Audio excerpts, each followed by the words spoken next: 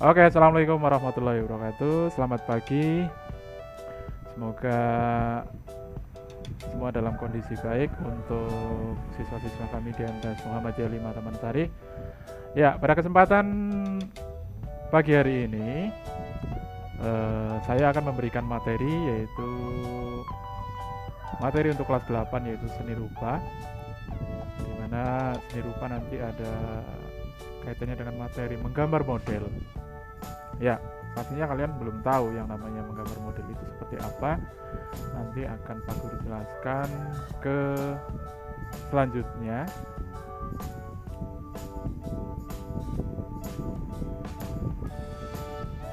Oke.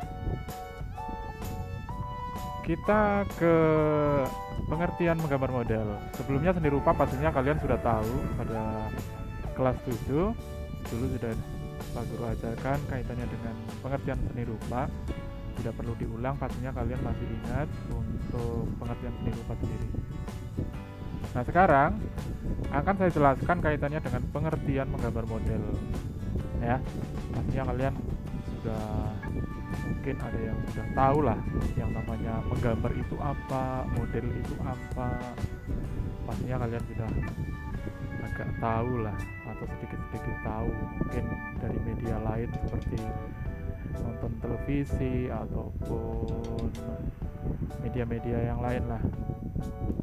Oke, kita ke pengertian menggambar model yang sebenarnya. Di sini menggambar model adalah kegiatan yang diawali dengan menentukan model atau contoh benda yang akan ditiru, kemudian dilanjutkan dengan menggoreskan pensil ke media gambar seperti kertas. Ya, jadi ibaratnya itu kita mau menggambar apa itu sudah ada contohnya, contoh di depan.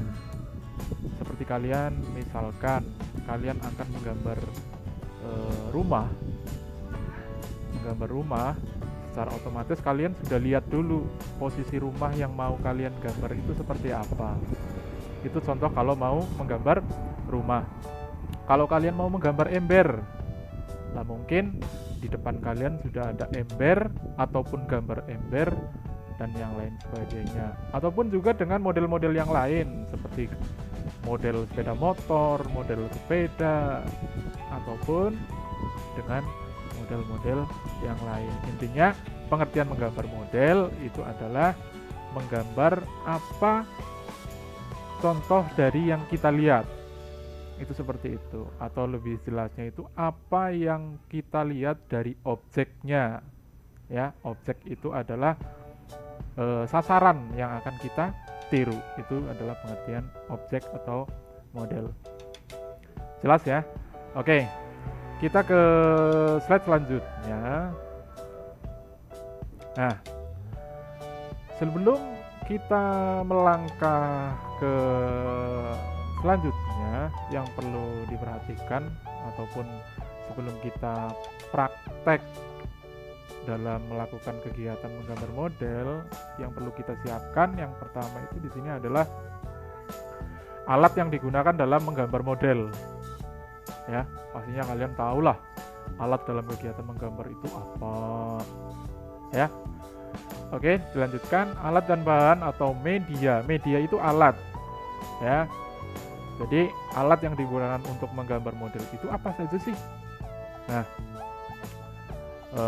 yang pertama perlu kita persiapkan inti dari kegiatan menggambar itu sebenarnya itu yang pertama itu adalah pensil. Untuk pensil diusahakan menggunakan pensil 2H, HB, 2B, dan B. Itu adalah beberapa jenis-jenis pensil yang digunakan dalam kegiatan menggambar. Terus selanjutnya itu ada penghapus. Penghapus pastinya kalian sudah tahu lah dari zamannya TK mungkin ya, kalian sudah kenal yang namanya penghapus atau istilah Jawanya, bahasa Jawanya itu stip ya. Iya, kalau zaman Pak Guru itu dulu kalau nggak punya stip itu pakai gelang karet buat menghapus goresan-goresan yang mungkin salah atau mungkin tidak digunakan dalam kegiatan menulis ataupun menggambar. Nah, Setelah itu, pilih penghapus yang lunak atau lentur agar dapat digunakan dengan maksimal tanpa merusak kualitas kertas. Jadi jangan salah pilih.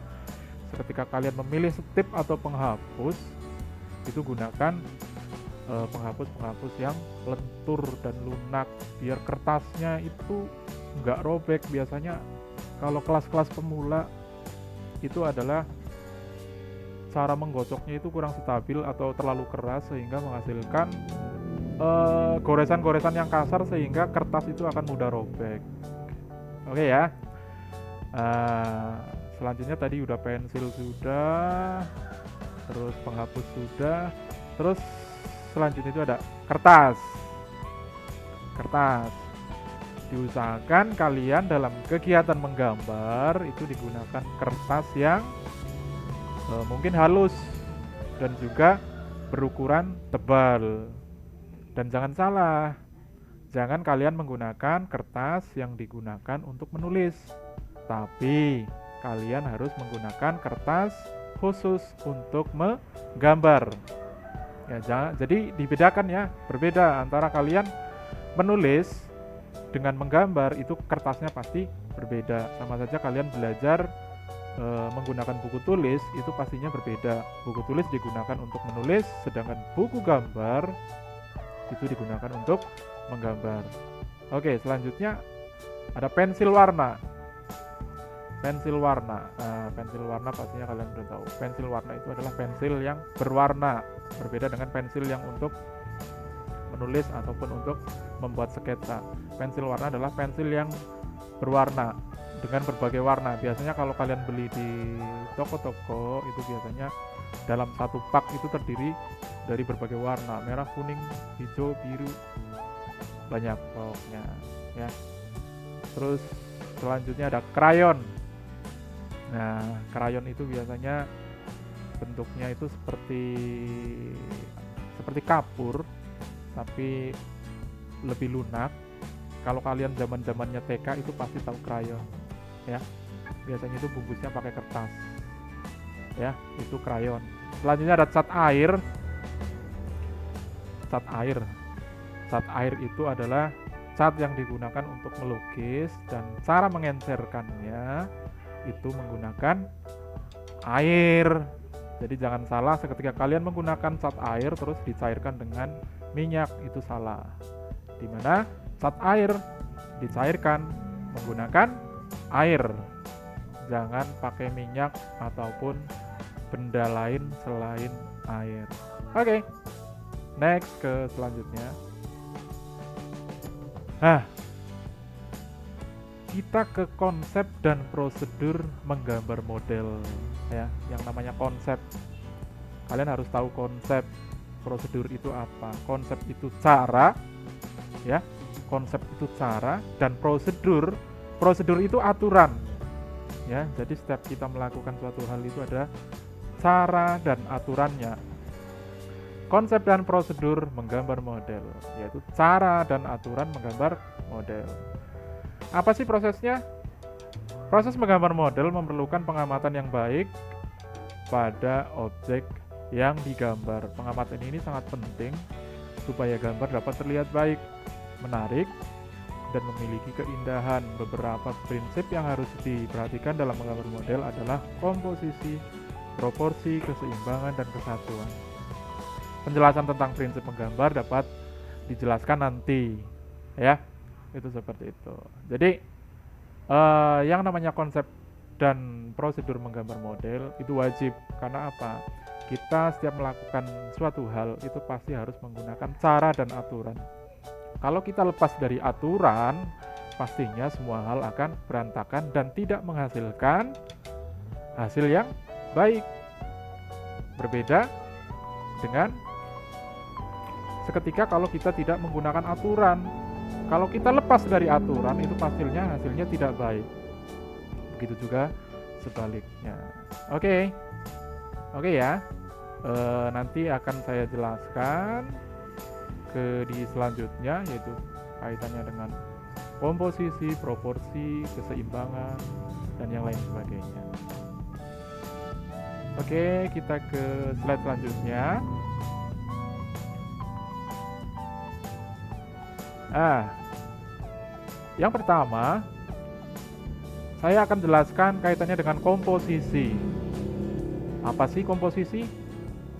Biasanya terkadang anak-anak lebih jelas kaitannya dengan komposisi itu biasanya kaitannya dengan bahan-bahan. Karena apa? Sudah terbiasa melihat bungkus snack yang terdapat tulisan komposisi. Di situ terdapat garam, gula, air, tepung terigu, dan yang lain sebagainya. Ya, memang betul. Komposisi itu adalah mungkin kalau kata komposisi lebih tepatnya diterapkan di bungkus makanan mungkin ya bahan-bahan. Tetapi dalam pelajaran seni budaya, komposisi adalah susunan atau menyusun unsur-unsur rupa sehingga menjadi susunan yang bagus, teratur, dan serasi. Ya, semuanya itu perlu yang namanya komposisi agar semua terlihat teratur dan serasi. Sama saja kalian komposisi dalam rumah kalian, komposisi kamar kalian itu seperti apa. Jadi perlu yang namanya komposisi biar kamar kalian terlihat rapi, rajin, bersih, dan yang lain sebagainya. Nah, di sini kaitannya dengan komposisi, ya. Komposisi itu ada dibagi menjadi berapa ini? 1, 2, 3. Yang pertama itu ada komposisi simetris. Apa sih komposisi simetris?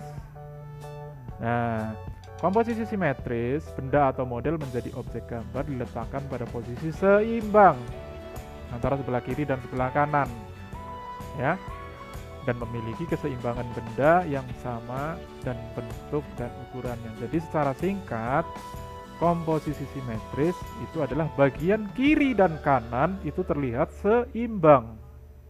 Itu yang dimaksud dengan komposisi simetris. Sama saja kalian dalam contoh kegiatan sehari-hari kalian melipat baju, ya. Setelah baju dijemur, ya, disetrika terus dilipat. Itu pastinya menggunakan komposisi simetris. Jadi posisinya itu imbang. Itu kalau dicontohkan dalam kegiatan sehari-hari. Terus yang kedua selanjutnya komposisi asimetris. A itu tidak, simetris itu seimbang. Berarti komposisi simetris itu adalah komposisi yang tidak seimbang, di mana bagian kanan dan kiri itu berbeda.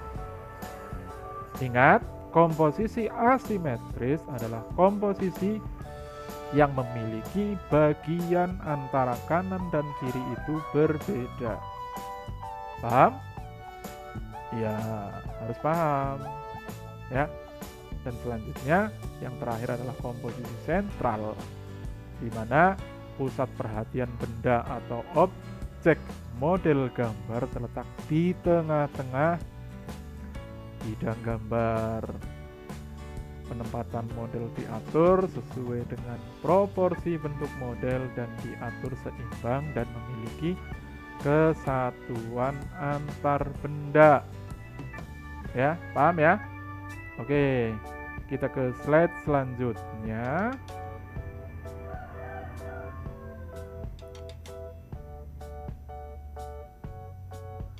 Yang kedua ada proporsi. Apa sih pengertian proporsi? Tahu nggak sih? Dengarkan ya, Pak Guru jelaskan. Proporsi adalah perbandingan yang ideal dan harmonis antara bagian-bagian benda yang menjadi objek model gambar yang dapat diamati. Jadi seperti ini, yang namanya proporsi itu adalah perbandingan. Ya, contohnya kalian menggambar manusia, ya. Yang namanya menggambar manusia, pentingnya proporsi dalam kegiatan menggambar adalah menjadi perbandingan. Ya, contohnya pada bagian manusia itu banyak sekali perbandingan. Misalkan antara bagian kepala dengan bagian badan itu harus besar bagian badan. Jangan sampai kalian menggambar manusia, ya, dengan ukuran kepala yang lebih besar tetapi badannya lebih kecil dibandingkan badan, ya. Jadi salah, yang namanya menggambar perlunya proporsi itu seperti itu. Bagian kepala harus lebih kecil dibandingkan bagian badan. Bagian tangan harus lebih besar dibandingkan bagian jari. Bagian kaki lebih besar dibandingkan bagian tangan. Paham ya? Oke. Jadi itu arti dari proporsi itu seperti itu. Intinya adalah perbandingan. Oke, selanjutnya. Nah, keseimbangan. Yang ketiga adalah keseimbangan, di mana keseimbangan itu sangat penting dalam kegiatan menggambar. Di mana keseimbangan adalah keselarasan antara bidang gambar objek gambar dan gambar yang dihasilkan, ya, sehingga keseimbangan gambar model dapat diperoleh dengan cara membuat skala, memberi efek perspektif pada objek gambar dan sudut pandang penggambar. Jadi saya contohkan